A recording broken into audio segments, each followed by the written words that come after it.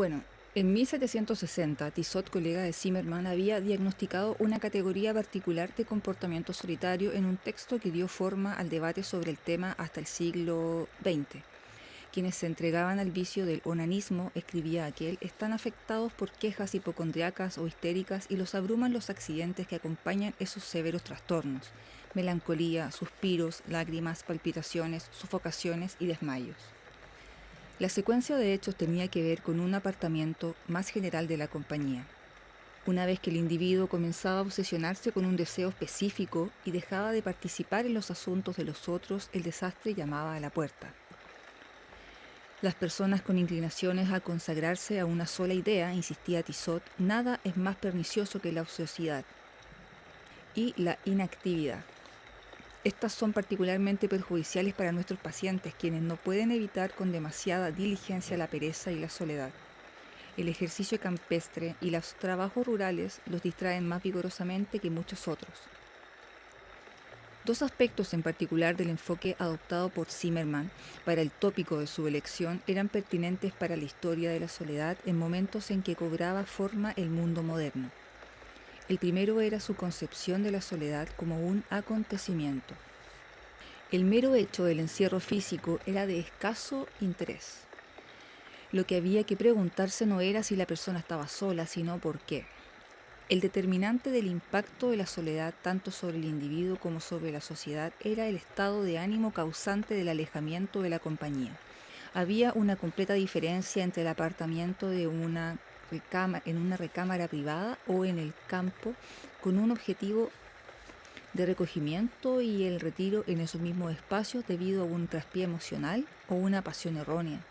Como escribía Zimmermann, si el corazón es puro, animada la disposición y cultivado el entendimiento, los alejamientos temporarios del trato general e incluso privado mejorarán las virtudes de la mente y conducirán a la felicidad. Pero cuando el alma se corrompe y miríadas de imágenes y deseos depravados pululan en la imaginación mancillada, la soledad solo sirve para confirmar y agravar el mal. Y al dar a la mente la libertad de ensimismarse en sus fétidas y nocivas concepciones, se convierte en la comadrona y niñera de sus monstruosas y antinaturales sugerencias. El segundo rasgo del enfoque de Zimmermann ha recibido poca atención en los ulteriores escritos sobre el tema. Su tratado no se ocupaba únicamente de la soledad. La significación del tópico reside en el movimiento entre las condiciones de sociabilidad y retiro.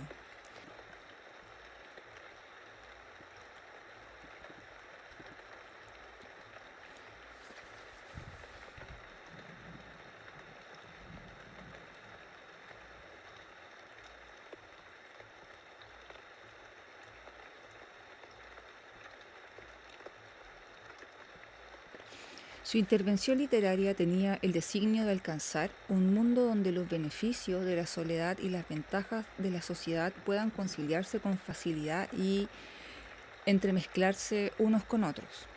El criterio clave para distinguir entre el apartamiento benéfico y el apartamiento maligno era la capacidad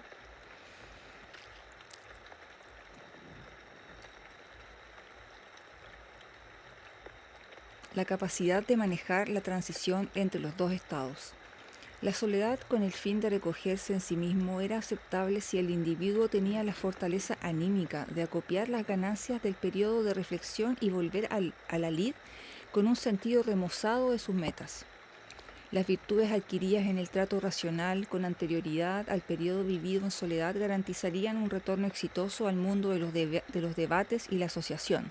Sin embargo, quienes buscaban la compañía de sí mismos por motivos esencialmente superficiales o autoindulgentes, reentrarían a la sociedad en un estado aún de invalidez moral.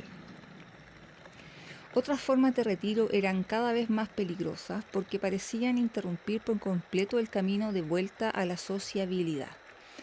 Cuando la imaginación está enturbiada por el pesar y el desaliento, advertía Zimmermann, el ocio y la soledad no expulsan, sino que al contrario, acrecientan y agravan el mal que se entregan con afecto a erradicar.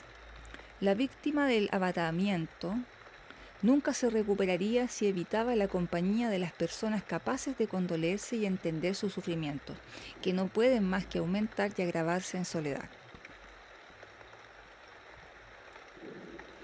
La presencia de esta última como causa y uno de los principales síntomas de la melancolía era un signo indudable de que los sufrientes carecían de recursos para emprender su propio regreso a la salud y la felicidad espirituales.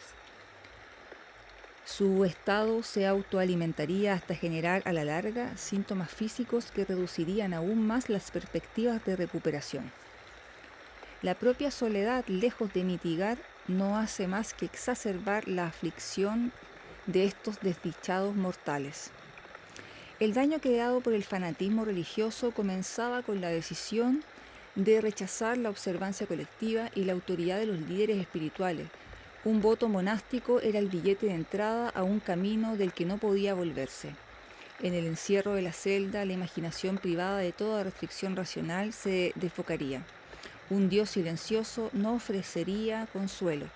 La soledad hace de la melancolía religiosa un infierno terrenal, porque la imaginación se ve así forzada a mortificarse sin interrupción con la terrible aprehensión tan inseparable de esta enfermedad de la mente, de que el alma ha sido abandonada por Dios y excluida de la misericordia divina. Los estados de ánimo en la soledad y la capacidad de hacer la transición entre esta y la sociabilidad eran cuestiones que en un mundo en trance de modernización cada generación tenía que abordar. Las respuestas de Zimmermann eran las de su tiempo y estaban condicionadas por su identidad de intelectual protestante y urbano. Las urgencias de su tratado tenía su origen en la percepción de la profunda inestabilidad del equilibrio imperante entre soledad y sociabilidad. En la soledad había una tensión entre una adhesión a la civilización urbana emergente y una reacción contra sus efectos de trivialización que se remontaba a Petrarca y Virgilio, y que mostrarían más adelante cohortes excesivas de críticos a medida que las poblaciones de Europa occidental se apiñaban cada vez más en grandes y pequeñas ciudades. La eficacia del movimiento entre sociedad y soledad se daba en ambos sentidos. Aquellos que sufrían la limitación de las facultades debido al contacto continuo con la vanidad y la tontería, señalaba Zimmermann, no estaban en condiciones de disfrutar de los deleites de la reclusión. No solo se trataba de los grandes centros de población. El tratado contenía una sentida condena de los dramas superficiales de la vida provinciana, cuyo origen estaba en la prolongada y cada vez más insufrible estadía de su autor en Bruck, el pueblo cercano a Zúrich, donde había nacido y al que luego regresó como director médico. El peligro procedía de la idea de que frente a los excesos de la civilización urbana, la cultura de élite de la época inculcaba el retiro. Zimmermann simpatizaba con esa reacción, pero a la vez temía sus consecuencias. Sería imposible mantener el impulso hacia adelante del proyecto asociativo de la Ilustración si sus principales miembros, como Rousseau, miraban constantemente hacia atrás en busca de las atracciones de los retiros silvestres. Lo mismo valía para el apartamiento con fines de contemplación espiritual. Los padres del desierto y sus sucesores medievales eran medulares para la sensibilidad religiosa europea. Constituían una herencia común de católicos y protestantes, íconos para admirar y celebrar y posiblemente imitar. La ferocidad del ataque de Zimmermann contra la demencia religiosa reflejaba la conciencia que tenía de su continua atracción. A pesar del daño adicional causado a las redes sobrevivientes de monasterios por la Revolución Francesa, tanto en Francia como en los países a los que esa revolución se exportaba, su modo de vida conservaba un vago encanto. Lo que seguía atrayendo era el carácter extremo de la experiencia. Si el problema era la comodidad corruptora de la cultura urbana, la respuesta radicaba en un completo rechazo de la holgura y la indulgencia. Y si el obstáculo a una contemplación restaurativa era la presión de otras personas, La solución era una completa evasión, ya fuera temporaria o en circunstancias específicas permanente. En este sentido, el ideal monástico era al mismo tiempo una posibilidad institucional particular, aunque cada vez menos habitual, y una inspiración más general de distintas variedades de retiro espiritual. Dentro de la tradición cristiana había quienes impulsaban un resurgimiento religioso y, a diferencia de Zimmermann, creían que un encuentro directo y personal con Dios era un camino factible hacia revelaciones inalcanzables en una sociedad cada vez más secular y comercial.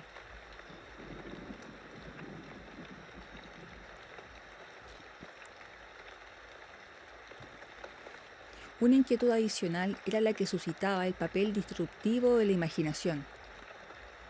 Zimmermann entendía el poder recién adquirido de esta y advertía que era particularmente creativo cuando los individuos se apartaban a considerar sus propios pensamientos. La soledad, escribía, actúa con una fuerza continua y poderosa sobre la imaginación, cuyo imperio sobre la mente es casi siempre superior al del juicio. Sin embargo, era precisamente en los momentos en que el sujeto estaba solo cuando la imaginación propendía a destronar al juicio, ya que no se exponía entonces a la crítica del discurso racional. Moralistas ingleses, como el tercer conde de Shaftesbury, habían debatido si, como dice Lawrence Klein, la soledad engendraba los fantasmas de la mente, de los que los delirios entusiastas no eran más que un tipo. Hacia fines del siglo XVIII, el movimiento romántico propuso una manera de concentrar la imaginación por medio de un encuentro intensivo y frecuentemente solitario con la naturaleza. Si bien Zimmermann era muy consciente de la dualidad consagrada del campo y la ciudad, su examen del primero era superficial. Tenía un interés limitado en lo que cabría llamar la geografía de la soledad, la asociación de un estado retirado con un ámbito espacial particular, de preferencia natural. Era originario de una parte de Europa a la que comenzaba a celebrarse como la manifestación más sublime del mundo natural, pero en sus propios asuntos le interesaba más encontrar un lugar adecuado para su carrera médica. No era para él el entusiasta proyecto del radical inglés John Thelwall, que había compilado The Peripatetic or Sketches of the Heart of Nature and Society, 3 años después de la aparición de la primera traducción inglesa de La Soledad. 2 puntos. Al menos en un aspecto, he dicho, tras abandonar el camino público a fin de seguir un sendero borrosamente marcado a través de la exuberante vegetación de los campos y que me daba la libertad de dejarme llevar por las solitarias ensoñaciones de una mente para la cual el volumen de la naturaleza está siempre abierto en alguna página e instrucción y deleite. Al menos en un aspecto puedo jactarme de una semejanza con la simplicidad de los sabios antiguos. Hago mis meditaciones a pie y puedo encontrar una oportunidad de reflexión filosófica allí donde la bóveda calada, el mejor dosel del filósofo, extiende su gloriosa cobertura. La caminata se había convertido en un elemento crítico de la construcción y la práctica de la soledad, y seguiría siéndolo.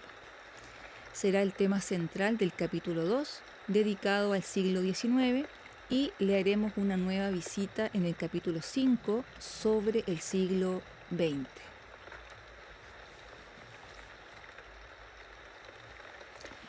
La historia moderna de la soledad. El prolongado debate sobre la soledad cobró una nueva urgencia debido al compromiso de la Ilustración con la sociabilidad. El intercambio personal impulsaba la innovación, pero dejaba un espacio insuficiente para la exploración intelectual y el autoconocimiento. La interacción social promovía la creatividad, pero también podía distraer y banalizar si no existían oportunidades para el retiro y la reflexión. Era preciso alcanzar un nuevo equilibrio entre la implicación y la reclusión en la búsqueda del progreso. Al mismo tiempo, las formas históricas de apartamiento seguían siendo una peligrosa atracción en medio del ruido y el materialismo de una sociedad que se urbanizaba. El claustro amurallado o la naturaleza despoblada habían sido durante mucho tiempo una alternativa purificadora a las presiones corruptoras del mundo contemporáneo. Ambos amenazaban con un rechazo irreversible de estructuras vitales del discurso y del debate. Había una creciente aprehensión impulsada por la emergente profesión médica, en el sentido de que la resiliencia mental de las personas encargadas de producir el cambio no pudiera soportar la vorágine de interacciones personales. Cuanto más intensas eran las demandas de la sociedad y más grande la cantidad de participantes, mayor era el riesgo de caída en una melancolía potencialmente fatal. Cuanto más intensas eran las demandas de la sociedad y más grande la cantidad de participantes, mayor era el riesgo de caída en una melancolía potencialmente fatal. La cuestión de cómo estar solo ha permanecido como un pararrayos en la respuesta a la modernidad. A partir de 1800, a medida que las poblaciones europeas se expandían y se trasladaban del campo a la ciudad, también empezaban a plantearse en una multitud de contextos nuevas preguntas acerca del papel apropiado de la soledad. Lo que James Vernon ha caracterizado como una nueva sociedad de desconocidos, se enfrentaba a la tarea de redefinir y rehacer prácticas que, según cómo se las viera, podían agravar los peligros o explotar las fortalezas de relaciones interpersonales más fragmentadas. Con el tiempo surgieron 3 funciones distintas de la soledad, en respuesta, cada una de ellas, a las oportunidades y amenazas de poblaciones cada vez más multitudinarias.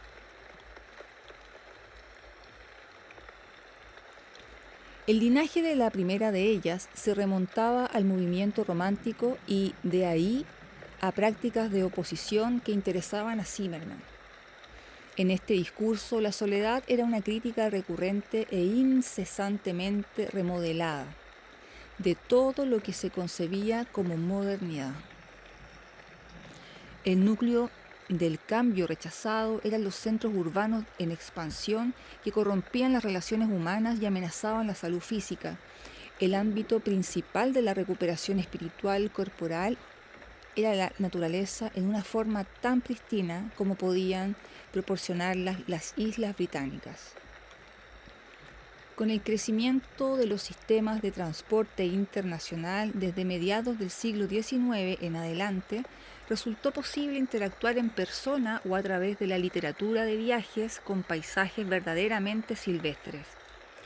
Lo que hacía falta era sobre todo una relación no mediada, no entre un individuo y otro, sino entre el caminante y explorador solitario y alguna manifestación de la creación original de Dios. Este apartamiento de la sociabilidad urbana se considerará en el capítulo 2, que se ocupa principalmente de las caminatas en el siglo XIX. El capítulo 5, que analiza los encuentros recreativos en el campo en el siglo XX, y el capítulo 6, que examina la práctica cada vez más agotadora de la batalla con la naturaleza extrema. La segunda función del comportamiento solitario era una patología de la modernidad. La búsqueda licenciosa del placer material y la satisfacción individual representaban una amenaza cada vez más grande a las formas saludables de sociabilidad. Las formas severas de morbilidad física o psicológica eran una medida directa y cuantificable de las contradicciones inmanejables en las relaciones interpersonales. A lo largo del periodo abarcado por este estudio, las preocupaciones se fusionaron en torno de la noción emergente de aislamiento, loneliness. Antes de la Edad Moderna, el término se usaba rara vez con independencia de la soledad emocional más general. Loneliness.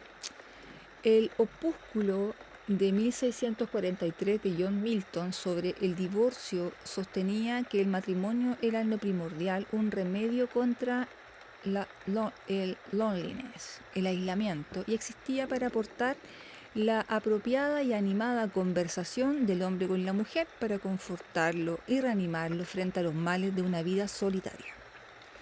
En el siglo XVIII, el aislamiento implicaba un estado o, con más frecuencia, un lugar de soledad.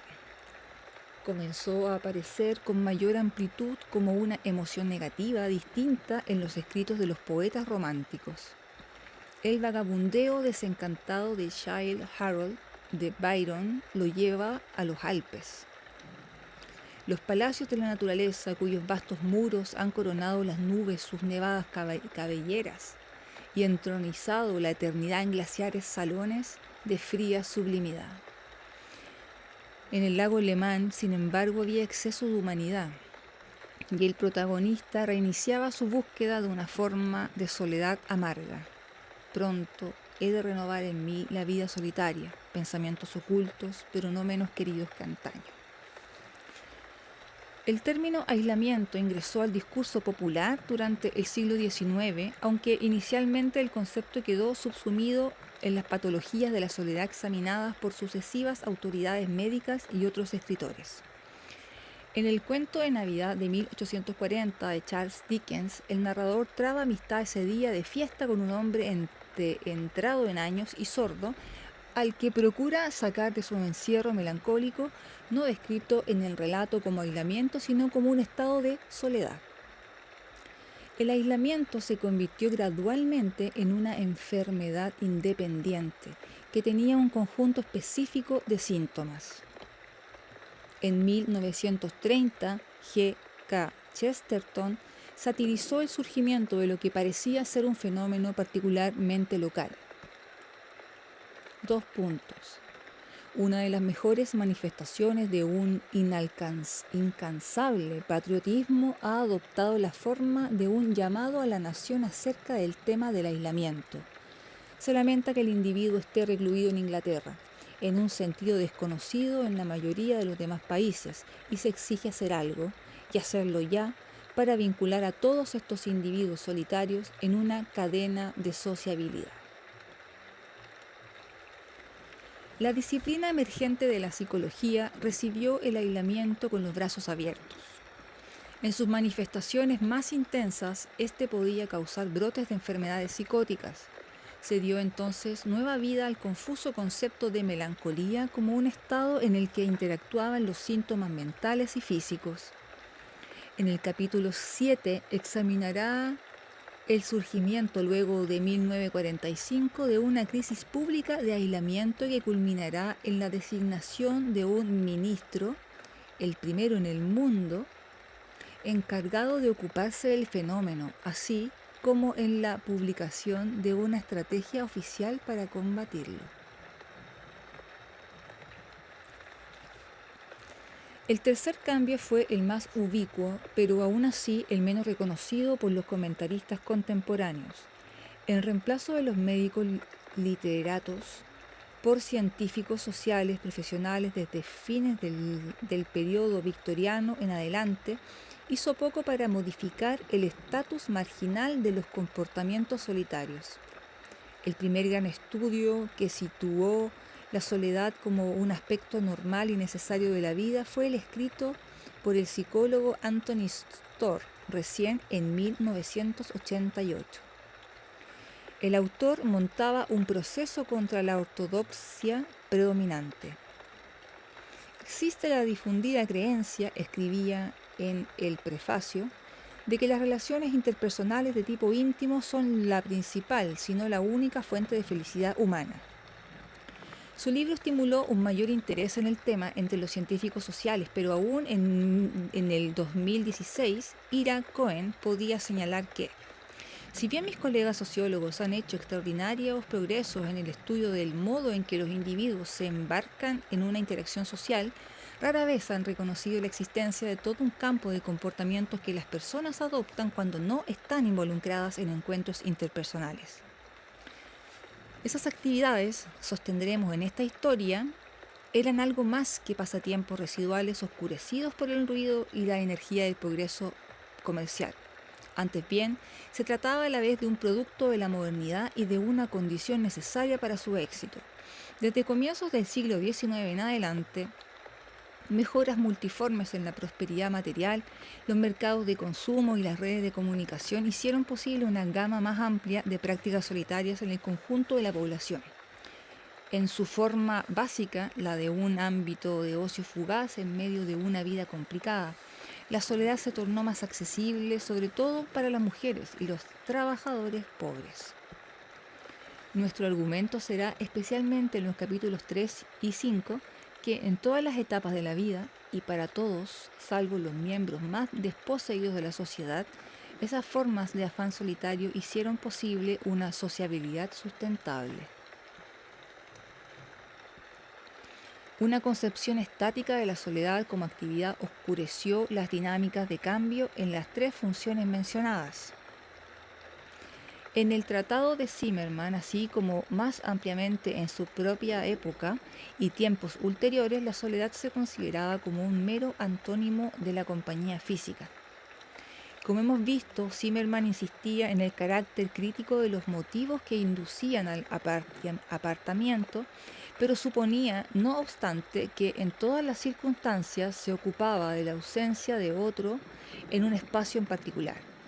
El debate moderno sobre el aislamiento todavía se funda en gran medida en una oposición binaria entre el contacto cara a cara y el encierro comunicativo, ya sea en un paisaje despoblado o una habitación vacía. La figura apartada es un componente clave de la experiencia y la comprensión de la soledad en todo el periodo que nos ocupa. Con todo, otras dos formas de soledad han cobrado una importancia creciente. Podríamos dar a la primera la denominación de soledad en red. El contacto con otros a través de impresos, correspondencia u otros medios, mientras que en los demás aspectos uno está solo. A fines del siglo XVIII, sobre todo en el nivel educativo y social correspondiente a un profesional médico, ya había una estructura intermedia de representación virtual, por lo cual un individuo podía estar a la vez solo y en comunicación con otro. En Gran Bretaña, hombres y mujeres de la aristocracia rural se habían valido de cartas para gestionar sus asuntos con parientes lejanos y socios comerciales desde fines de la Edad Media. Hacia 1800, el alfabetismo epistolar, según lo llama Susan Weinman, había avanzado tanto que incluso lo ejercían los muchos integrantes alfabetizados de las comunidades de artesanos. Para un trabajador manual, la redacción o la recepción de una carta era un acontecimiento poco común, pero los principales científicos estaban acostumbrados desde mucho tiempo atrás a mantener una red de corresponsales a lo largo y a lo ancho de Europa y más adelante en el Nuevo Mundo. Zimmermann llevó a cabo sobre esa base no solo su investigación, sino también sus empresas literarias. Su trabajo sobre la soledad, anotaba Tissot, fue recibido con gran, no sé qué dice ahí, ya. No solo en Alemania, sino en cualquier lugar donde se leyera el alemán, y le procuró una correspondencia que lo gratificaba enormemente. La ulterior expansión de las redes postales europeas y mundiales basadas en el Penny Post, el modelo prepago y la tarifa plana establecido en Gran Bretaña en 1840, se concibió con el fin de mantener las conexiones entre los miembros de las familias dispersas a causa de las turbulencias económicas y demográficas de la época. Las invenciones posteriores del teléfono e Internet, que se examinarán en el capítulo final, proporcionaron nuevos medios de manejar el alejamiento físico. La soledad en red redujo el estrés y enriqueció la experiencia de estar solos. A través de la correspondencia y las formas en continua expansión de los medios impresos, permitió a los individuos solitarios disfrutar de su propia compañía y al mismo tiempo sentir que en algún sentido formaban parte de una comunidad más amplia. La segunda alternativa solo se convirtió en un tópico de discusión académica en los últimos tiempos. La soledad absorta era la capacidad de estar a solas en medio de la compañía. Se trataba del medio por el cual los individuos apartaban su atención y sus pensamientos de quienes se encontraban en estrecha proximidad física con ellos. La preocupación de vieja data por hallar espacio mental en medio de una multitud de gente cobró nueva urgencia con la rápida expansión de la civilización metropolitana durante el siglo XVIII. En 1720, Daniel Defoe escribió una segunda secuela de la histórica novela de la soledad. Ahora Robinson Crusoe estaba de vuelta en Londres y ansiaba trazar una distinción entre el alejamiento físico absoluto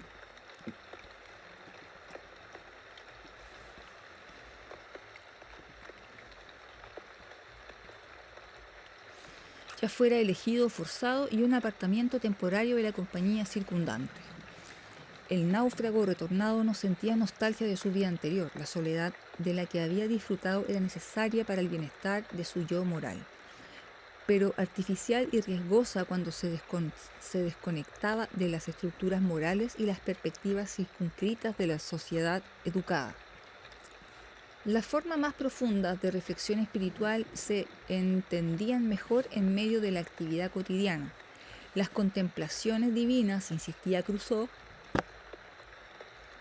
exigen una postura del alma, sin que la interrumpan nociones o desórdenes extraordinarios de las pasiones, y esto, afirmó, es mucho más fácil de lograr y disfrutar en el transcurso habitual de la vida que en las celdas monacales y retiros forzados.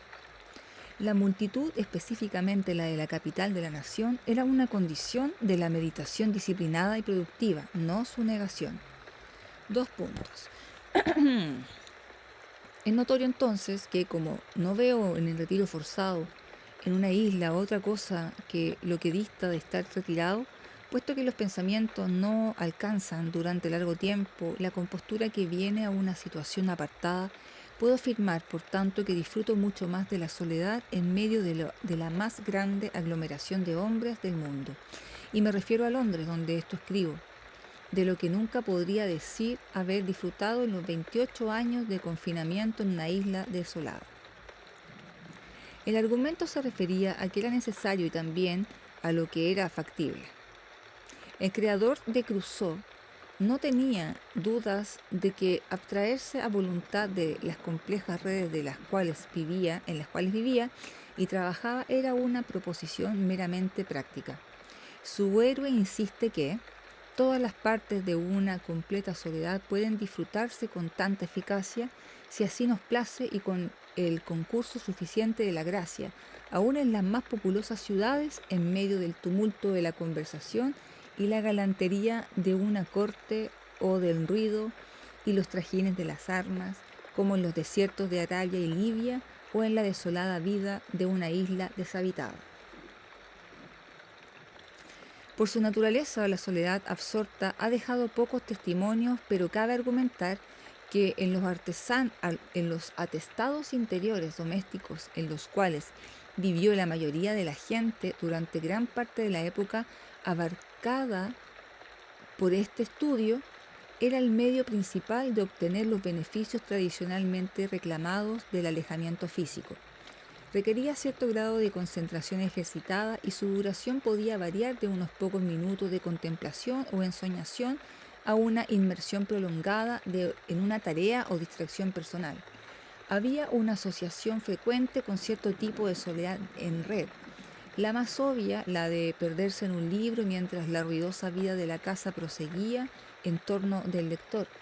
En los interiores de clase media, la soledad absorta era visible en la aptitud de los dueños de casa para considerarse completamente solos en presencia de los criados afanosos a quienes empleaban. A lo largo del periodo, el cambio técnico influyó sobre ella, que alcanzó su apoteosis, como sostendremos en el capítulo 8, con la aparición del teléfono inteligente y los mensajes de texto. Las cuestiones de clase y de género eran comunes a las diferentes respuestas a la modernidad y las diversas categorías de soledad.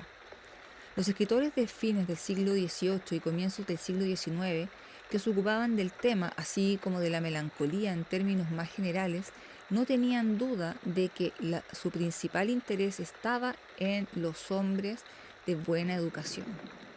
El pensamiento cerrado e incesante, como sostenía Thomas Arnold, era una de las principales causas de demencia.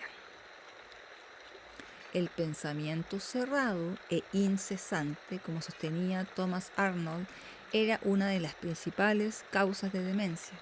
Solo quienes tenían una mente madura y equilibrada eran capaces de resistir los peligros del encierro y volver a una relación productiva en la sociedad.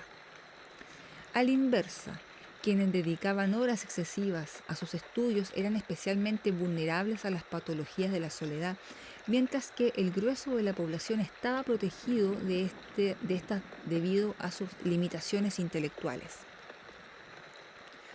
Como lo expresaba Medicina Doméstica, el libro de William Bouchant de 1769, el pensador constante disfruta rara vez de salud o humor, mientras que la persona de quien puede decirse que apenas piensa rara vez deja de disfrutar de ambos. Los hombres que trabajaban con sus manos no eran propensos a padecer trastornos mentales. En A View of the Nervous Temperament de 1812, Thomas Trotter señalaba: no veo que los mineros de las minas de carbón de este distrito estén expuestos a ninguna enfermedad en particular. Cuando son moderados en el beber, suelen llegar a muy viejos. En la mayoría de los comentarios de la época, las mujeres estaban excluidas de los beneficios del estado solitario. Mary Shelley, poeta de comienzos del siglo XVIII, lo consideraba un placer masculino, razón por la cual nunca deberíamos elegir la soledad, ya que una vida activa contiene en sí una perfección mucho más grande.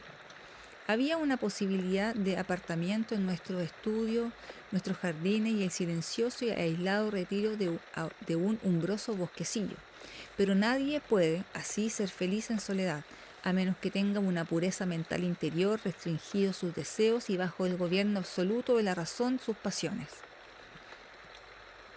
Zimmerman estimaba que este despliegue de virtudes era muy improbable en las mujeres, o bien estaban sencillamente demasiado ocupadas en el manejo de los asuntos de la familia para tener la oportunidad de disfrutar de su propia compañía, o bien su exposición particular a la facultad imaginativa las tornaba incapaces de resistir sus destructivos efectos.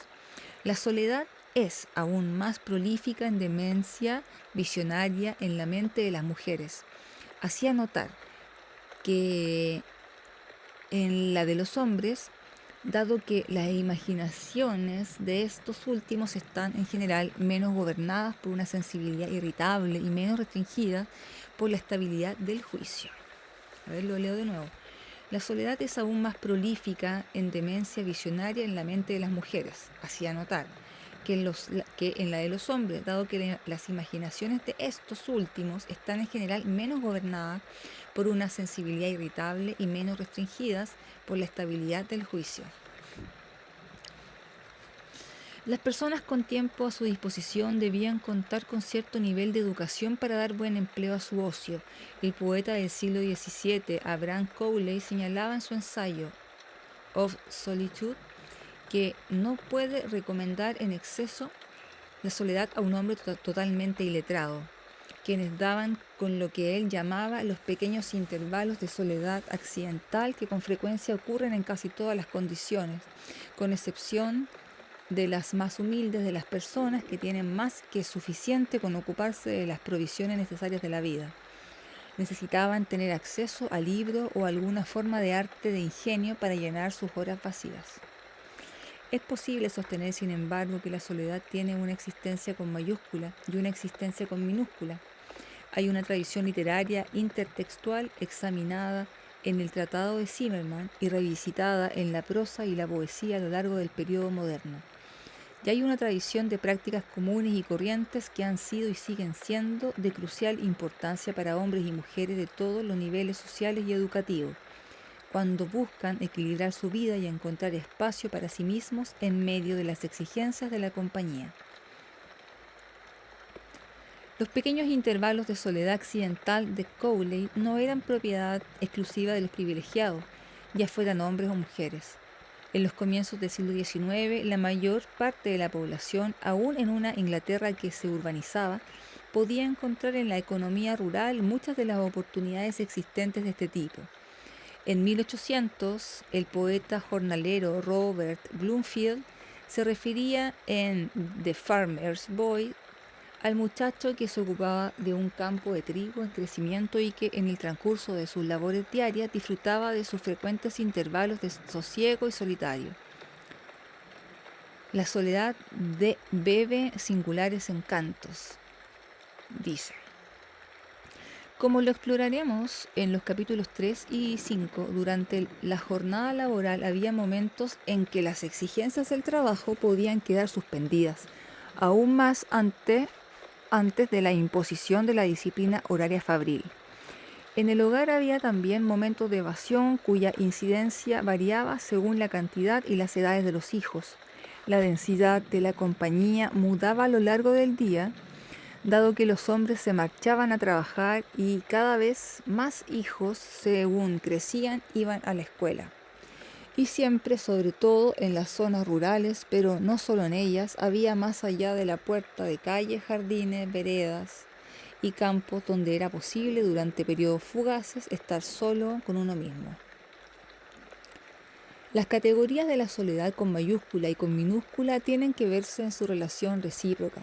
Es preciso centrarse en el intercambio entre el discurso literario y las actitudes y prácticas cotidianas.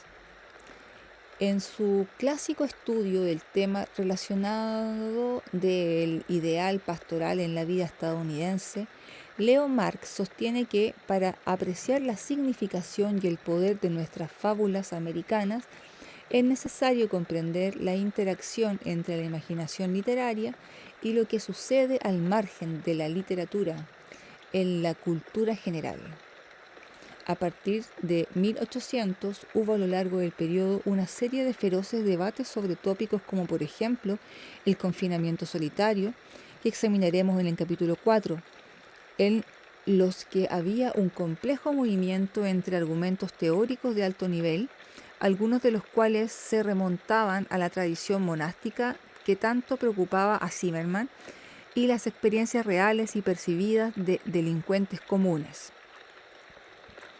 En la misma medida, como sostenemos en el capítulo 7, es importante entender el surgimiento de la patología del aislamiento en una serie de estudios sociológicos, psiquiátricos y médicos, a menos que se tenga una visión clara de los rasgos básicos de la demografía, la estructura de los hogares y los niveles de vida desde el siglo XIX en adelante. En términos más generales, las sucesivas revoluciones de la información, desde el penny post hasta Internet, modificaron profundamente la percepción de lo que la soledad era y podría ser en su carácter de experiencia comunicativa. Al mismo tiempo, la soledad con minúscula sigue siendo un tema descuidado en sí mismo. Desde Robert Bloomfield hasta nuestros propios días se han buscado y disfrutado las oportunidades para el apartamiento casual de la compañía. En su libro Solitude of Philosophical Encounter, Philip Koch escribe: una de las virtudes más fervorosamente celebradas de la soledad es su capacidad de proporcionar un lugar donde refugiarse de los extenuantes esfuerzos de la vida social. Las oportunidades mencionadas pueden adoptar la forma de licencias para ausentarse de los rituales diarios, pero la mayoría de las veces son momentos extraídos de una vida bajo presión. Para la mayor parte de la población, la soledad fue, la mayor parte del tiempo, una experiencia arrancada de contextos en los que la compañía y su ausencia eran posibilidades iguales y superpuestas. Esta será la cuestión central del capítulo 3, dedicado al siglo XIX, y del capítulo 5, sobre el siglo XX y los comienzos del siglo XXI. Si bien los partidarios modernos del monacato y los retiros de larga duración, a quienes estudiaremos en el capítulo 6, a veces presentaban las prácticas como una forma de paracaidismo extremo de carácter espiritual, que ponía en peligro la cordura en un encuentro de alto riesgo con un silencio y un autoexamen prolongados. El patrón más general ha sido el de abrazar la soledad simplemente como una manera de relajarse de las presiones familiares y laborales. Como dice Diana Senechal en Republic of Noise, en la soledad hay mucho ocio. Estar en soledad es dejar, aunque sea momentáneamente, de satisfacer las demandas de los otros. Existe la necesidad de hacer lo que podríamos denominar una historia callada de la sociedad británica. Se ha prestado muy poca atención a unas prácticas recreativas que, organizadas con intermitencias y a menudo silenciosas, fueron y siguen siendo una presencia vital de la vida de la mayoría de los hombres y las mujeres del mundo moderno. En Solitary Action, Ira Cohen cataloga los numerosos sitios públicos donde encontramos a gente dedicada a actividades solitarias, junto con nuestros hogares, donde en distintos momentos del día los individuos se quedan a solas o se atribuyen zonas de soledad para hacer algún quehacer doméstico o algún arreglo casero o recrearse por sí solo. Y señala que este ámbito del comportamiento humano, hasta ahora un tanto escondido, es un tema apto para investigación sociológica. Lo que vale para el presente se aplica también al pasado. Los historiadores sociales, como más en general los científicos sociales, han atendido a concentrarse en las formas comunitarias y ruidosas de actividades. Esto se debe en parte al deseo de hacer hincapié en la complejidad de las interacciones en todos los niveles de la sociedad y no solo entre los educados y privilegiados, y en parte a la idea de que las prácticas colectivas fueron el epicentro del cambio histórico. También es una cuestión de evidencia. El muchacho granjero de Bloomfield, que disfrutaba de sus frecuentes intervalos de sosiego solitario, no dejó marca alguna en los archivos públicos, y otro tanto sucedió con el ama de casa agotada que salió de la casa en busca de algunos momentos de paz en privado. Aún en los casos en que los historiadores han concedido a considerar los pasatiempos de la gente común, tendieron a concentrarse en deportes duros y entretenimientos comerciales masivos que de un modo u otro generaban un reguero de comentarios y papeleo. Sin embargo, hay una cantidad de fuentes históricas que permiten en conjunto la creación al menos de una historia silenciosa en retazos. La continua expansión de la soledad en red generó un fértil archivo.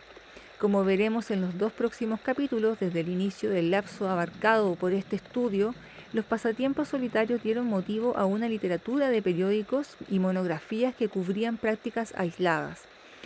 Un año después de la primera publicación del Tratado de Zimmermann en Inglaterra, comenzó a publicarse The Sporting Magazine, que contenía, entre otras muchas cosas, información de caminatas solitarias de larga distancia contrarreloj, popular componente de la vibrante cultura de las apuestas de la época. Desde fines del siglo XVIII hasta el día de hoy, la enérgica y sensible industria editorial produjo material sobre una gama de pasatiempos privados en constante aumento. Junto con esos materiales había monografías acerca de las recreaciones silenciosas más destacadas, como la pesca, la jardinería, aunque no era habitual que éstas abordaran la amplitud de la participación popular. Desde los últimos 25 años del siglo XIX, los aficionados a toda clase de hobbies nunca antes vistos, del bordado a la filatelia, comenzaron a organizarse en asociaciones que crearon sus propios archivos y publicaciones. Durante el pasado más reciente, las historias orales y las encuestas sociales ampliaron su alcance hasta examinar la vida cotidiana de la masa de la población. Para terminar, hay que mencionar a las personas que, bajo la forma de memorias y literatura imaginativa, comentaban el mundo cotidiano dentro del cual se movían. Robert Bloomfield tenía uno de sus paladines en John Clare, uno de los muy pocos escritores, no solo de su época, sino de las ulteriores, que fue capaz de ocuparse de la soledad tanto con mayúscula como con minúscula, y cuya poesía y prosa constituirá el punto de partida del capítulo siguiente. En el universo crítico de Zimmerman, la soledad, para bien o para mal, solo constituía una práctica consciente de una pequeña minoría de la población. El cambio más llamativo a lo largo del periodo moderno fue la expansión de la cantidad de hombres y mujeres que, de manera deliberada, se hacían un tiempo para sí mismos en ausencia de compañía. Su comportamiento era el testimonio tanto de la creciente demanda de un apartamiento restaurativo como de la influencia nutricia de los recursos materiales y comunicativos. Como se argumentará en los capítulos 7 y 8, la persistencia y en algunos casos la profundización de la pobreza doméstica en la era de la tardomodernidad, junto con una creciente desinversión de los servicios públicos, amenazaron con revertir esos cambios y generaron una sensación de crisis en relación con la patología de la soledad fracasada que asumía la forma del aislamiento. Al mismo tiempo, la revolución digital de los últimos años de este estudio parece ser la causa probable de una significativa disrupción de los patrones establecidos de la soledad en red. La soledad crítica, la búsqueda de formas alternativas de verdad espiritual frente a una corrupción de las relaciones sociales, mostró una feroz energía a lo largo de todo el periodo, impulsada por la aceleración del movimiento de la población del campo a las ciudades. Pero como se analizará en el capítulo 6, había crecientes dificultades para mantener la autoridad del retiro cristiano y la santidad de la naturaleza como un refugio donde alejarse de la civilización urbana. La demanda persistió, pero de una forma cada vez más difusa y personalizada.